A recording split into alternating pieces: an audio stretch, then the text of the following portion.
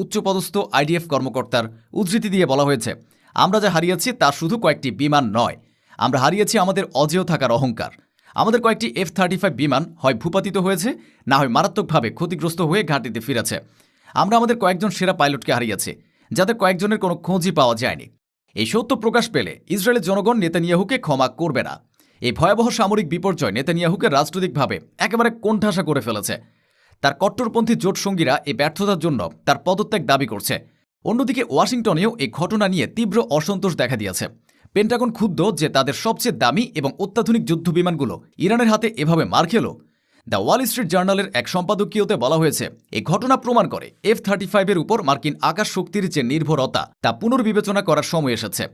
এটি শুধু ইসরায়েলের সমস্যা নয়, এটি সমগ্র পশ্চিমা জোটের জন্য $1 ট্রিলিয়ন সমস্যা। এই পুরো ঘটনা ইসরায়েলি বিমান বাহিনীর পাইলটদের মনোবলের উপর এক মারাত্মক আঘাত এনেছে।